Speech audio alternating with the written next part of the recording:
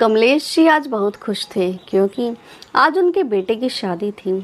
यह सपना पति पत्नी तब से देख रहे थे जब उनके बेटे का जन्म हुआ था। बेटे का जन्म उनकी शादी के 8 सालों के बाद हुआ था, तो उन्होंने अपने बेटे को बड़े लाड प्यार से पाल पोस कर बड़ा किया था। आज उनके लिए तो वैसे भी बहुत बड़ा दिन था। कमलेश जी, शादी तो आपके बेटे की है, लेकिन दूल्हे की तरह आप तैयार हो रहे हैं। अपने पति को आईने के सामने तैयार होते देखकर राधा जी उन्हें चिढ़ाते हुए कहने लगी। तो कमलेश जी बोले, तो क्या हुआ भाग्यवान, मुझे लोग सुमित का बड़ा भाई ही तो समझते हैं, और आज आप भी किसी अच्छे से ब्यूटी पार्लर से तैयार होकर आइएगा। आज हमारे बेटे की ज़िंदगी का सबसे खास दिन है। ऐसा कहते हुए कमलेश जी मुस्कुराने लगे और परिवार की उन खुशी भरी यादों को याद करते करते राधा जी की आंखों में आंसू आ गए और फिर अपनी यादों से बाहर आ गई। कितने हंसमुख इंसान थे कमलेश जी। उस समय मेरा यह घर कितना खुशहाल हुआ करता था। आज पूरे 3 साल हो गए बेटे की शादी को। एक वह दिन था और एक आज का दिन है जब मैं इस घर में अकेली जी रही हूँ। अब तो यह सुनसान घर मुझे काटने को दौड़ता है। राधा जी का बेटा सुमित एक सरकारी अस्पताल में जॉब करता था और अपने साथ काम करने वाली रीना को पसंद करता था। अपने बेटे के लिए सब कुछ करने वाले माँ बाप ने भी मना नहीं किया। बेटे के प्यार में बहू के रूप में रीना को स्वीकार कर लिया। इकलौता बेटा जो था उनका, और उसकी खुशियों से ज़्यादा उनके लिए और कुछ भी नहीं था। राधा जी की कोई बेटी नहीं थी। अपनी बहू को ही बेटी की तरह प्यार देने लगी थी, लेकिन वही उनकी बहू के मन में तो कुछ और ही चल रहा था। उसने पहले ही शर्त रखी थी कि वह सुमित के माँ बाप के साथ नहीं रहेगी। शादी के बाद घर का कोई काम नहीं करेगी और अपनी मर्जी से ज़िंदगी जिएगी। रीना इसी शर्त पर शादी करने को तैयार हुई थी। इधर सुमित ने भी उससे वादा किया था कि शादी के बाद सब कुछ उसी की मर्जी के अनुसार होगा। धूमधाम से उन्होंने अपने बेटे का विवाह कर दिया। राधा जी की हमेशा यही ख्वाहिश थी कि उनकी बहू रीना को कभी कोई तकलीफ न हो, इसलिए घर के अधिकतर काम राधा जी ही कर दिया करती थी और बहू कभी घर के काम में हाथ बटाने की कोशिश नहीं करती थी। 4 महीने बीत गए। एक दिन कमलेश जी रसोई घर में आए और तब उन्होंने अपनी पत्नी राधा को काम करते हुए देखा तो बोले, ये क्या राधा, आज भी तुम ही सारा काम करने में लगी हुई हो। रात को तुम्हारी कमर में दर्द हो रहा था, बहू कहाँ है? ऐसा कहते हुए उन्होंने अपने बेटे को आवाज़ लगाई। सुमित अपने कमरे से बाहर आया तो कमलेश जी ने तेज़ आवाज़ में बोले, बेटा 10 बज चुके हैं और तुम लोग अब तक सो रहे हो। आज रविवार है तो क्या बहू का फ़र्ज़ नहीं बनता कि रसोई के कामों में तुम्हारी माँ की मदद कर दे? कम से कम एक दिन तो उसे भी आराम मिलना चाहिए ना। माफ़ करना पिताजी, दरअसल पूरा हफ्ता काम करते करते हम लोग थक जाते हैं, इसलिए आँख नहीं खुली। कमलेश जी बोले, ठीक है, लेकिन अब रविवार को तुम्हारी माँ घर का कोई काम नहीं करेगी। बहू को बोलो कि वह घर का काम करे। ये सारी बातें उनकी बहू रीना अपने कमरे के दरवाजे के पीछे खड़ी होकर सुन रही थी। जैसे ही सुमित अपने कमरे के अंदर आया तो रीना उस पर चिल्लाने लगी, सुमित, मैंने शादी से पहले ही तुम्हें साफ साफ मना कर दिया था कि मैं अपनी मर्जी से जीऊँगी, तो फिर तुम उनकी बात सुनकर चुपचाप कैसे आ गए? शादी होते ही तुम अपने सारे वादे भूल गई क्या? नहीं रीना, ऐसी बात नहीं है। आज पिताजी बहुत गुस्से में थे, इसलिए मैं कुछ नहीं बोल पाया। अच्छा, और जो तुम्हारे पिताजी ने मेरी बेइज्जती की उसका क्या? अब मैं इस घर में बिल्कुल भी नहीं रहूँगी। कहते हुए रीना ने रोते रोते अपना बैग पैक करना शुरू कर दिया। फिर सुमित बोला, रीना कैसी बातें कर रही हो? तुम जानती हो मैं तुम्हारे बिना नहीं रह सकता, लेकिन सुमित अब मेरा इस घर में दम घुटने लगा है। ऐसा कहते हुए रीना ने अलग घर में रहने की जिद पकड़ ली तो सुमित ने इस बात को मान लिया। रीना के प्यार में सुमित इस तरह फंस चुका था कि उसकी खातिर अपने जन्म देने वाले माँ बाप को भी छोड़ने के लिए तैयार हो गया। कुछ ही दिनों में उन दोनों ने नया घर भी खरीद लिया था और अपने माता पिता से कह दिया कि अब वे लोग इस घर में नहीं रहेंगे। यह सुनकर उन दोनों के पैरों तले से ज़मीन ही खिसक गई। राधा जी ने कहा, बेटा आगे से हमारी वजह से बहू को कोई तकलीफ नहीं होगी। लेकिन रीना ने अपनी सास से कह दिया कि हमारी खुशी अलग रहने में है और हम लोग अपनी ज़िंदगी अपने तरीके से जीना चाहते हैं। बेटे ने भी उन दोनों की बात नहीं सुनी और अपने माता पिता की बातों का अनसुना करते हुए वे दोनों घर छोड़कर निकल गए। बेटे के घर से जाने के बाद राधा जी बिल्कुल शांत सी हो गई थी, लेकिन पति का साथ था तो जैसे तैसे उन्होंने अपने आप को संभाल लिया था। समय बीत रहा था। कुछ समय बाद कमलेश जी की तबीयत खराब रहने लगी थी। कुछ टेस्ट करवाए गए और पता चला कि कमलेश जी को ब्लड कैंसर है। कमलेश जी का बहुत इलाज करवाया गया, लेकिन डॉक्टर उन्हें बचा नहीं सके और वह यह दुनिया छोड़कर चले गए। अब राधा जी की दुनिया ही उजड़ गई थी। बेटा और बहू आए भी थे, लेकिन सारी क्रियाविधि करने के बाद वह अपने घर वापस चले गए। पिता के जाने के बाद सुमित वापस अपनी माँ के साथ रहना चाहता था, लेकिन उसकी पत्नी रीना इस बात के लिए राजी नहीं हुई। राधा जी को भी यही लगा कि अब उनका बेटा उन्हें अपने साथ रखेगा, लेकिन वह केवल इतना ही कहकर चला गया कि मैं हर महीने आपके पास पैसे भेजता रहूँगा। किसी चीज़ की ज़रूरत हो तो बता देना।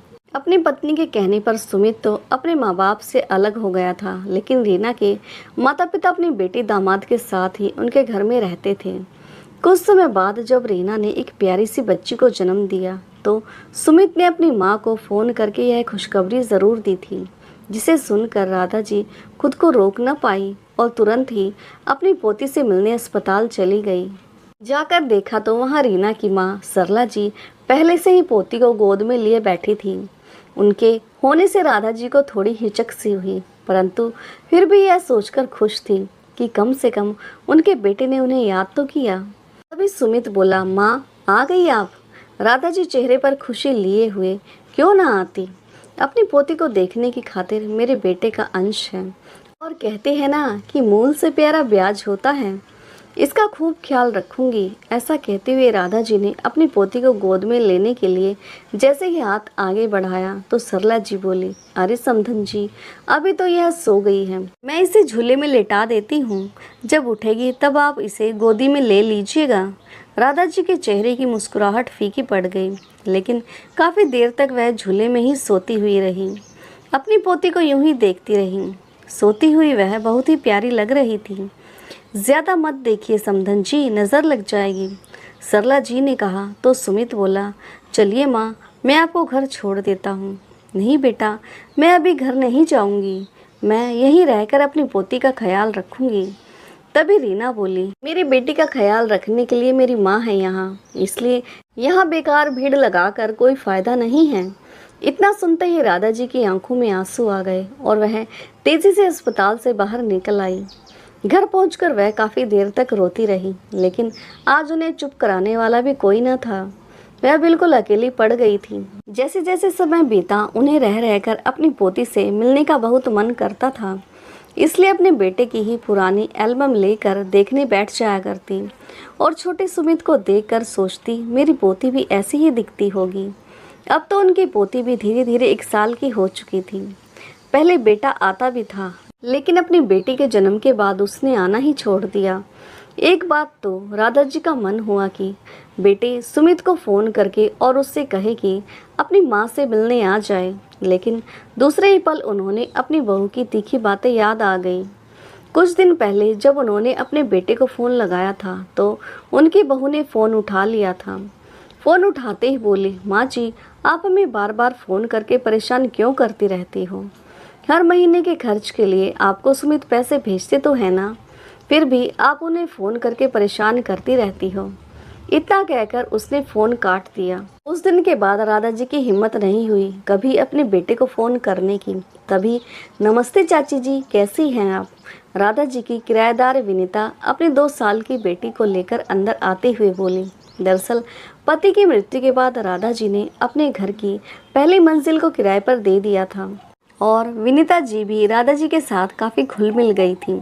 विनीता उनकी उदासी का कारण भली भांति जानती थी, इसलिए सुबह का काम निपटाने के बाद थोड़ी देर के लिए उनसे मिलने ज़रूर आती थी। अंदर आते ही विनीता की बेटी राधा जी के पास भागी चली आई। तभी राधा जी अपनी आंखों से आंसू पोंछने लगी और बच्चे को प्यार करने लगी। तभी विनीता ने कहा, यह क्या चाची जी, आप फिर से उदास हो गई? ऐसा तो नहीं चलेगा। मानती हूँ खून के रिश्ते हमारे जीवन में बहुत महत्व रखते हैं, लेकिन इसका मतलब यह तो नहीं कि हम पुरानी बातों को याद करके जीना ही छोड़ दें। मैं जानती हूँ बेटा, लेकिन खाली बैठे बैठे दिमाग कुछ ज़्यादा ही सोचने लगता है। चाची जी, मेरी मानो तो आप अपने आप को व्यस्त रखना शुरू कर दो और वह काम करो जो आपको अच्छा लगता हो। विनीता की बातें सुनते ही राधा जी कुछ सोच में पड़ गई। तभी विनीता बोली, आंटी जी, एक बात तो बताइए, क्या यहाँ आसपास कोई बेबी केयर सेंटर है जहाँ मैं सोनी को अपनी नौकरी के दौरान छोड़ सकूँ? दरअसल मैं सोच रही थी कि फिर से नौकरी ज्वाइन कर लूँ, लेकिन सोनी को अकेला छोड़कर तो नहीं जा सकती ना। राधा जी बोली, तो इसमें टेंशन की क्या बात है, तुम चिंता मत करो, सोनी को मेरे पास ही छोड़ देना, मेरा भी दिल लगा रहेगा। वैसे भी मुझे छोटे बच्चों का साथ बहुत अच्छा लगता है। ऐसा कहते हुए उन्हें अपनी पोती की याद आ गई और आंखों में आंसू आ गए। फिर विनीता बोली, आंटी जी, अगर ऐसी बात है तो आप घर पर ही बेबी केयर सेंटर क्यों नहीं खोल लेती? आपका भी दिल लगा रहेगा और फिजूल की बातें दिमाग में भी नहीं आएंगी। विनीता की बातें सुनते ही राधा जी के चेहरे पर एक मुस्कुराहट सी आ गई और बोली, ऐसा तो मैंने कभी सोचा ही नहीं था, लेकिन क्या चाची जी? विनीता ने पूछा तो राधा जी बोली, लेकिन बेटा, इस उम्र में कोई काम शुरू करना आसान तो नहीं होगा। अरे चाची जी, उम्र एक संख्या से ज़्यादा कुछ भी नहीं है, बस जीने का जज्बा होना चाहिए। स्वयं को बूढ़ा समझना छोड़ दीजिए, अभी बहुत ज़िंदगी बाकी है आपकी। बल्कि मैं तो कहती हूँ कि नया साल शुरू होने वाला है और नए साल के साथ आप अपनी ज़िंदगी में भी कुछ नया करें। विनीता की बातों से राधा जी के दिल में एक नई शक्ति सी आ गई। फिर विनीता बोली, अच्छा चाची जी, नए साल से याद आया, क्यों ना कल शाम को हम न्यू ईयर पार्टी मनाएं। देखिए ना चाची जी, मेरे पति तो अभी अपने काम से बाहर गए हुए हैं, लेकिन हम तो न्यू ईयर पार्टी बना ही सकते हैं ना।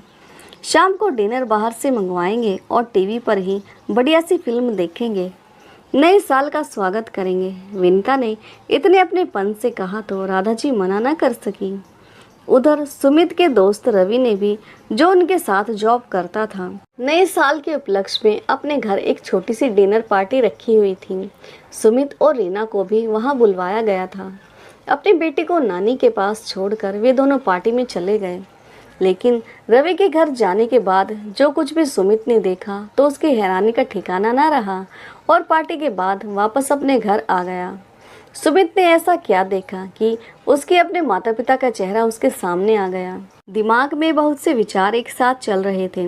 सारी रात जागते हुए बीती। अगले दिन सुबह जब रीना जागती है तो सुमित ने कहा, रीना, अब तो हमारी बेटी 2 साल की हो गई है, तो मुझे लगता है कि तुम्हें भी नौकरी शुरू कर देनी चाहिए। तुम ही सोचो, यहाँ कमाने वाले केवल मैं अकेला ही हूँ और खाने वाले इतने लोग हैं। आखिर ऐसी स्थिति में घर का गुजारा कैसे हो? तभी रीना बोली, सुमित, अगर घर का खर्चा ज़्यादा हो रहा है तो अपनी माँ को पैसे भेजने बंद कर दो। वैसे भी हर महीने तुम इतने पैसे भेजते हो, सब थोड़ी ना खर्च होते होंगे। 1-2 महीने नहीं भेजोगे तो भी उनका गुजारा आराम से हो सकता है। तभी सुमित बोला, यहाँ रहते हुए मैं तुम्हारे खर्चे भी उठा रहा हूँ और तुम्हारे माँ बाप के भी, और अपनी माँ को जो थोड़े बहुत पैसे भेजता हूँ वह पैसे भी भेजना बंद कर दूँ? ऐसा नहीं हो सकता, मैं ऐसा नहीं कर सकता। इतनी बात सुनते ही रीना गुस्से में चिल्लाते हुए बोली, तुम कहना क्या चाहते हो सुमित? क्या तुम्हें मेरे मम्मी पापा बोझ लगते हैं? सुमित बोला, मैंने ऐसा तो नहीं कहा रीना, लेकिन इतना तो उन्हें भी सोचना चाहिए कि वे लोग अपनी बेटी के घर कब तक रहेंगे। आखिर हमारी भी अपनी कोई ज़िंदगी है। सुमित की बातें उनके सास ससुर भी सुन रहे थे। अपने माँ बाप के बारे में इतना सुनते ही रीना का गुस्सा साथ में आसमान पर चढ़ गया और बोली, सुमित, अगर तुम चाहते हो तो मैं नौकरी करना शुरू कर देती हूँ, लेकिन मेरे मम्मी पापा यहाँ से कहीं नहीं जाएंगे। आखिर उनका मेरे अलावा है ही कौन इस दुनिया में। सुबह सुबह झगड़े के बाद सुमित बिना खाना खाए ही तैयार होकर अस्पताल चला गया। अस्पताल के काम में भी सुमित का मन नहीं लग रहा था। लंच टाइम हुआ तो सब लोग साथ बैठकर खाना खा रहे थे, लेकिन अब भी सुमित अलग थलग और शांत बैठा हुआ था। उसकी हालत देखकर रवि उसके पास आया और बोला, अरे सुमित, आज खाना नहीं लाया क्या? तभी सुमित बोला, रवि, मुझे तुमसे एक ज़रूरी बात करनी है। रवि उसके पास बैठा तो सुमित ने कहा, कल जब मैं तेरे घर आया था तो मुझे यह देखकर बहुत अच्छा लग रहा था कि तुम लोग अपने माता पिता का इतना ख्याल रखते हो। तुम्हारे मन में अपने माँ बाप के लिए कितनी इज्जत है। और वहीं इतने मेहमान आने के बावजूद भी भाभी उनके खाने पीने से लेकर उनकी दवाइयों तक का पूरा ध्यान कैसे रख रही थी। जहाँ बाकी सब लोग अपने माँ बाप को भूलकर न्यू ईयर सेलिब्रेट करने के लिए बाहर जाते हैं, वहीं तुम लोग अपने घर में अपने माता पिता, रिश्तेदारों और दोस्तों के साथ न्यू ईयर सेलिब्रेट कर रहे थे। सच कहूँ तो जब से तुम्हारे घर से वापस आया हूँ मुझे खुद पर शर्म आ रही है। अपनी पत्नी के अलग होने की जिद के कारण मैं तो अपने माँ बाप को ही छोड़ बैठा। वहाँ पिता की मृत्यु के बाद मेरी माँ अकेली रह रही है और यहाँ मेरे सास ससुर अपने बेटे को छोड़कर हम लोगों के घर बैठे हुए हैं। सुमित की बात सुनकर रवि हैरान हो गया और बोला, तुम्हें भाभी को समझाना चाहिए था ना। रवि, मैंने बहुत कोशिश की थी लेकिन उसके सिर पर अलग होने का भूत सवार था। वह किसी हालत में मानने को तैयार ही नहीं थी। यह बात तो मुझे बाद में पता चली कि यह सब किया धरा उसके माँ बाप का है। उन्होंने मीरा के मन में मेरे माता पिता के खिलाफ पहले ही जहर भर दिया था ताकि उनकी बेटी अपने सास ससुर से अलग होकर अपने माँ बाप को रख सके। अपने बेटे बहू के साथ उनकी बिल्कुल नहीं बनती, इसलिए हमारे सिर पर आकर बैठे हैं और अगर मैं कुछ कहता हूँ तो रीना झगड़ा शुरू कर देती है।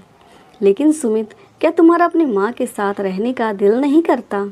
हाँ यार, बहुत दिल करता है। फिर सोचता हूँ कि अगर माँ को अपने घर ले आया तो यह लोग उन्हें नौकरानी बनाकर रख देंगे। जानता हूँ मेरी बेटी के जन्म पर मेरी माँ को बहुत खुशी हुई थी, लेकिन अस्पताल में मेरी पत्नी और सास ने उनके साथ बहुत गलत व्यवहार किया। इसे देखकर मैं सह नहीं पाया, पर क्या करूँ यार, इसलिए मैंने माँ को वहाँ से जाने को कह दिया। उस दिन के बाद से तो मुझे अपनी माँ से नज़रें मिलाने में भी शर्म आती है। क्या कुछ नहीं किया मैंने अपनी पत्नी के लिए, लेकिन उसने कभी यह नहीं सोचा कि मेरी किसमें खुशी है।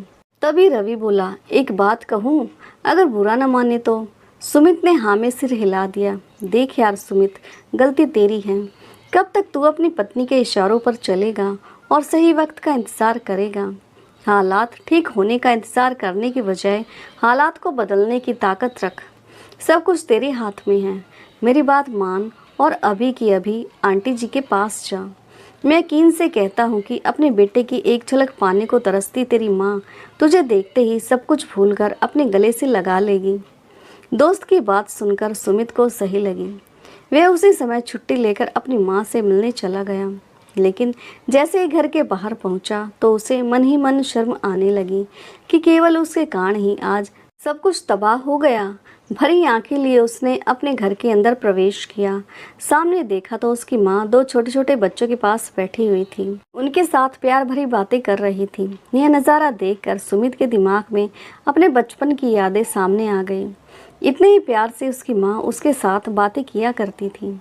सुमित बेटे को देखते ही राधा जी अचानक रुक गई और बोली, सुमित तू यहाँ? सुमित ने आगे बढ़कर माँ के पैर छुए तो राधा जी ने उसे गले से लगा लिया। दोनों की आंखों से आंसू बहने लगे। फिर कुछ देर रुक कर बोली, आज इतने दिनों बाद अपनी माँ की याद कैसे आ गई तुझे? तभी सुमित ने रोते हुए अपनी माँ की गोद में सर रख लिया और बोला, मेरे गलत फैसले ने हम सबकी खुशियों पर ग्रहण लगा दिया। अब लगता है कि जैसे मेरा वहाँ से उस जाल से निकल पाना मुश्किल है और कोई रास्ता नहीं है। राधा जी बोली, सच कह रहा है बेटा, यह जाल तूने खुद बनाया है। हमारा एक गलत फैसला पूरी ज़िंदगी की खुशियों पर भारी पड़ सकता है, लेकिन अब मैं क्या करूँ माँ? बेटा, ऐसा कोई भी गलत फैसला मत लेना जिससे तुम दोनों पति पत्नी का रिश्ता खराब हो। बस धीरे धीरे अपनी पत्नी को उसकी जिम्मेदारियों का एहसास करवाओ। जानती हूँ मुझे अपनी परवरिश पर पूरा भरोसा है कि एक दिन मेरा प्यार तुझे ज़रूर खींच लाएगा। तुझे अपनी पत्नी को संभालना है, लेकिन कोई भी ऐसा काम मत करना कि बाद में पछताना पड़े। माँ आप बिल्कुल सही कह रही हैं। माँ, सच में आपका दिल कितना बड़ा है। सबके लिए आपके दिल में केवल प्यार ही प्यार भरा है। आज आपसे बात करके मुझे बहुत अच्छा लग रहा है। माँ, मेरा मन भी हल्का हो गया बेटा। देख, मैंने घर पर ही बेबी केयर सेंटर खोल लिया है। कल से ही शुरू किया है। अभी केवल 2 ही बच्चे आते हैं, लेकिन सच कहूँ तो इन भोले भाले बच्चों के साथ अब दिन कैसे गुजर जाता है पता ही नहीं चलता। मुस्कुराते हुए राधा जी बोली। यह बात सुनकर सुमित को बहुत खुशी हुई और बोला, तो फिर घर के बाहर लगाने के लिए हम एक अच्छा सा बोर्ड बनवा देते हैं और इन बच्चों का दिल बहलाने के लिए अच्छे अच्छे खिलौने भी मंगवा लेते हैं। राधा जी बेटे का उत्साह देखकर मुस्कुरा उठी।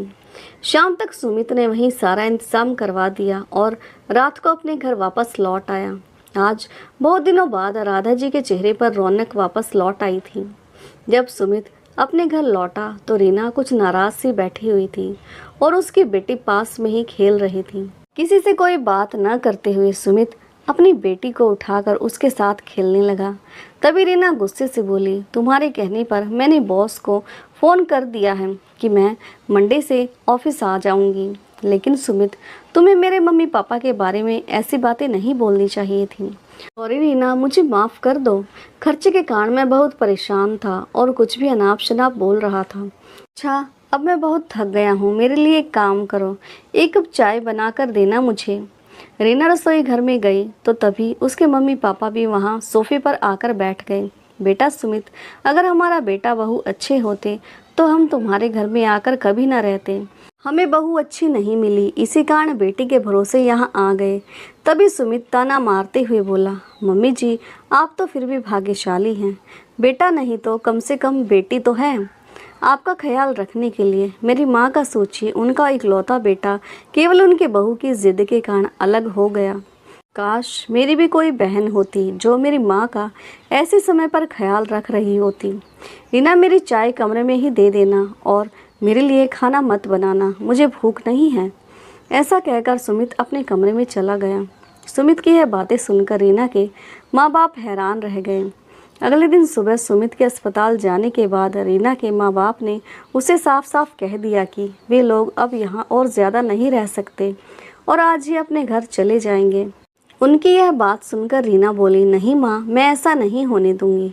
वैसे भी भैया तो भाभी के अलावा किसी और की सुनते ही कहाँ हैं। वहाँ जाकर आपको भाभी की बातें सुननी पड़ेंगी। यह मुझे बिल्कुल भी मंजूर नहीं है। तभी रीना के पिता बोले, अरे नहीं बेटा, तेरे भैया भाभी इतने भी बुरे नहीं हैं जितना तेरी माँ बताती है। तेरी माँ के सामने बोलने की तेरी भाभी की हिम्मत ही कहाँ है। छोटे मोटे विवाद किस घर में नहीं होते। आज हमारा अपने घर जाना ही ठीक रहेगा। लेकिन माँ, अब मैं नौकरी शुरू करने जा रही हूँ तो अब मेरी बच्ची को कौन देखेगा। रीना ने कहा तो उसकी माँ बोली, बेटा यह तुम लोगों की जिम्मेदारी है, लेकिन अब हम अपना मन बना चुके हैं, इसलिए हमें जाने दो। अगले मंडे से रीना ने ऑफिस जाना शुरू कर दिया तो अपनी बेटी को अपनी माँ के घर पर छोड़ दिया। उसकी माँ का घर उसके घर से काफ़ी दूर पड़ता था, इसलिए रोज़ रोज़ बेटी को लाना और ले जाना संभव नहीं था। अपनी बेटी के बिना रीना ने बड़ी मुश्किल से 4-5 दिन निकाले और शुक्रवार शाम को बोली, सुमित, बेटी के बिना तो हमारा घर सूना ही हो गया है। मेरी 2 दिन की छुट्टी है तो चलकर उसे अपने घर ले आती हूँ। तभी सुमित मुस्कुराता हुआ बड़ी सहजता से बोला, अरे वैसे भी बड़े होकर तो उसे अपनी अलग ज़िंदगी ही बितानी है, तो फिर अपने दिल को अभी से मजबूत कर लो, नहीं तो मेरी माँ की तरह ही रोना पड़ेगा। सुमित की इस बात ने रीना के दिल को अंदर तक हिला दिया। रीना ने कोई जवाब नहीं दिया। दोनों अपनी बेटी को अपने घर वापस ले आए और 2 दिन कैसे निकल गए पता ही नहीं चला। अगले दिन सोमवार का था और रीना वापस अपनी बेटी से अलग होना नहीं चाहती थी, इसलिए कुछ सोच विचार में पड़ गई थी। फिर सुमित से बोली, सुनिए, क्या आपकी माँ सोनी को संभाल लेगी? यह सुनकर सुमित ने हैरानी से रीना की ओर देखा और बोला, क्या तुमने अभी क्या कहा? तो रीना फिर से बोली, अगर हम सोनी को उसकी दादी के पास छोड़ दें तो माँ जी को कोई परेशानी तो नहीं होगी। तभी सुमित ने मुस्कुराते हुए कहा, वह परेशान क्यों होंगी भला, उन्होंने तो घर में बच्चों के लिए बेबी केयर सेंटर खोला हुआ है। अच्छा, उनका घर तो पास में ही है। हम रोज़ सुबह सोनी को माँ के पास छोड़ा आया करेंगे और शाम को अपनी बेटी को वापस ले आया करेंगे, फिर हमें ज़्यादा दिन उससे दूर नहीं रहना पड़ेगा, रीना ने कहा। इस पर सुमित ने अपनी माँ को फ़ोन किया और यह सारी बात बताई तो राधा जी खुशी से झूम उठी और बोली, यह भी कोई पूछने वाली बात है भला, इस बात से तो मुझे बेहद खुशी होगी। उस रात रीना और सुमित दोनों को सुकून भरी नींद आई और राधा जी तो खुशी के मारे सो ही नहीं पा रही थी। अगले दिन गाड़ी का हॉर्न बजा तो राधा जी दौड़ी हुई गेट पर आई। लीजिए माँ जी, संभालिए अपनी पोती सोनी को, सौंपते हुए सुमित बोला और अपने ऑफिस चला गया। उधर रीना ने भी राहत की सांस ली। कुछ ही दिनों में सोनी अपनी दादी से घुल मिल गई और अब तो अपनी माँ के पास रहते हुए भी दादी के पास जाने की जिद करने लगी थी। रीना यह देखकर हैरान थी कि दादी के पास रहते हुए वह अच्छी अच्छी बातें सीखने लगी थी, जैसे प्रणाम करना, बड़ों की बात मानना, खाने से पहले प्रार्थना करना इत्यादि।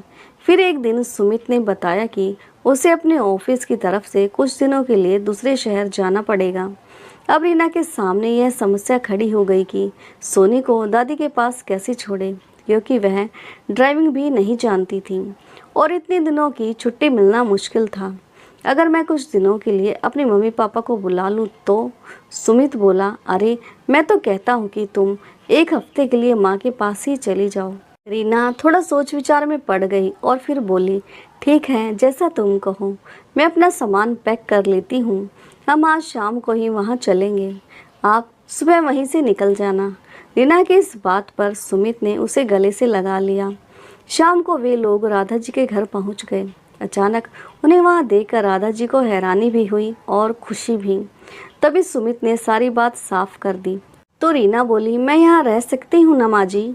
तो राधा जी ने कहा, अरे इसमें भी कोई पूछने वाली बात है भला बहू, यह घर तुम्हारा ही तो है।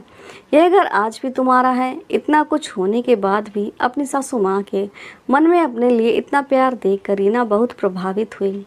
राधा जी ने बड़े प्यार से सबके लिए खाना बनाया। आज बहुत दिनों बाद पूरा परिवार एक साथ बैठकर खाना खा रहा था और राधा जी के चेहरे पर अलग ही खुशी थी। रीना सोचती है, जैसा मेरी माँ ने कहा था, सासू माँ तो उससे बिल्कुल ही गलत है। उसे याद आने लगा कि उसकी माँ उसे शादी से पहले ही सिखाती थी कि जल्दी से दामाद जी को अपनी मुट्ठी में करके अलग हो जाना। तेरी सास बहुत चालाक है, तुम लोगों को चैन से रहने नहीं देगी और मैं नहीं चाहती कि मेरी बेटी किसी की नौकरी करे। आज उसे समझ में आ रहा था कि वह कितनी गलत थी। अब वह भी अपनी सासू माँ के कामों में हाथ बटा लेती थी। 5 दिनों के बाद सुमित वापस लौट आया। घर में खुशी का माहौल था। रीना उसके साथ अपने घर वापस चली गई। कहीं ना कहीं रीना भी राधा जी के साथ बीते पलों को याद कर रही थी। एक दिन रविवार को रीना के पास उसकी माँ सरला जी का फोन आया। बेटा, आज रविवार है और तुमसे मिले हुए भी बहुत दिन हो गए। आज हमारे घर आ जाओ और सारा दिन यहीं बिताना।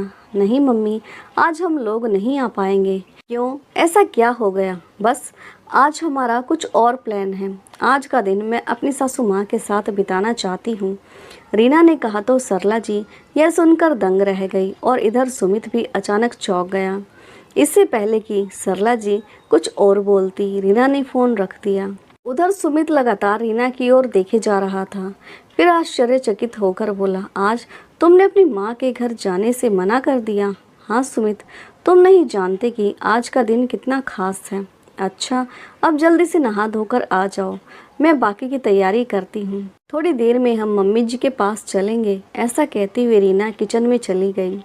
थोड़ी देर में ही वे सब राधा जी के घर पहुंच गए। जैसे ही राधा जी ने दरवाज़ा खोला तो रीना बोली, जन्मदिन मुबारक हो मम्मी जी। इतना सुनने की ही देर थी कि राधा जी की आंखों से तो खुशी के आंसू बह निकले और उधर सुमित हक्का बक्का सा खड़ा रह गया, क्योंकि उसे तो याद भी नहीं था कि आज उसकी माँ का जन्मदिन है।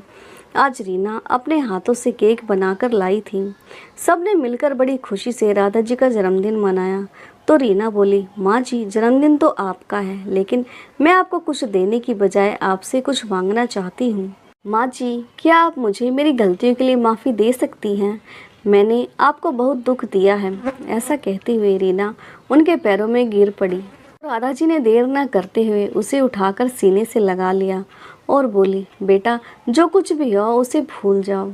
तुम लोग मेरे पास आए, बस यही काफ़ी है। नहीं माँ, इतना काफ़ी नहीं है। अब हम लोग आपके साथ ही रहना चाहते हैं, रीना रोते हुए बोली। तो राधा जी और सुमित को तो जैसे दुनिया की सबसे बड़ी खुशी मिल गई। आज इतने समय के बाद राधा जी के घर में हंसी ठिठोली की आवाज़ें आ रही थी। सुमित और रीना अपनी माँ के साथ ही रहने के लिए आ गए। अब राधा जी अपनी पोती के साथ खेला करती थी। सुमित और रीना अपनी जॉब पर बिना किसी परेशानी के जाते थे अब तो उन्होंने अपने घर में काम करने के लिए एक मेड भी लगा ली थी, जो घर का सारा काम कर दिया करती थी। तो दोस्तों, आपको ये भावुक और प्रेरणादायक कहानी कैसी लगी और कहानी का कौन सा हिस्सा आपके दिल को छू गया, कमेंट करके ज़रूर बताएं। और हाँ, यदि चैनल पर नए हो तो चैनल को लाइक, सब्सक्राइब और शेयर करना ना भूलें। तो मिलते हैं एक नई कहानी के साथ, तब तक के लिए धन्यवाद।